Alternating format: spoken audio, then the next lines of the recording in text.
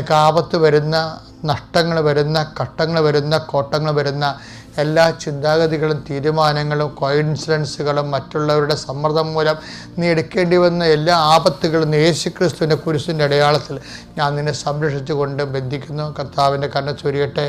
കർത്താവെ, ഇന്ന് നിൻ്റെ പുതുതായിട്ട് നിൻ്റെ ജീവിതവൃത്തിക്കും മേൽഗതിക്കും വേണ്ടി നീ എടുക്കുന്ന തീരുമാനങ്ങൾ, പുതിയ പുതിയ തീരുമാനങ്ങൾ എടുക്കുവാനും പുതിയ നല്ല ബന്ധങ്ങളിലേക്ക് ചെന്ന് ചേരുവാനും കർത്താവ് തന്നെ നിൻ്റെ ജീവിതം ക്രമീകരിച്ച് തരുവാനും കർത്താവിൻ്റെ നാമത്തെ നിന്നെ ഞാൻ ആശീർവദിക്കുന്നു. കർത്താവെ, നിൻ്റെ ഹോംവർക്കുകളാക്കി ഗൃഹപാഠങ്ങളായിട്ട് നീ മാറ്റി വച്ചിരിക്കുന്നത്, നീക്കി വച്ചിരിക്കുന്നത്, ഇന്ന് ചെയ്തു തീർക്കേണ്ട കാര്യങ്ങൾ, കണ്ടുമുട്ടേണ്ട വ്യക്തികൾ, ചെയ്തു തീർക്കേണ്ട കാര്യങ്ങൾക്കും കണ്ടുമുട്ടേണ്ട വ്യക്തികൾക്കും കർത്താവിൻ്റെ കരുണയും കൃപയും നിനക്കുണ്ടാവട്ടെ എന്ന് പ്രാർത്ഥിക്കുന്നു. സാമ്പത്തിക മേഖല തകർച്ചയിലായ അവസ്ഥ, ജീവിത ചെലവ് പോലും എങ്ങനെ നിർവഹിക്കുന്നവർക്ക് വിഷമിക്കുന്നവരെ, ജോലി സംബന്ധം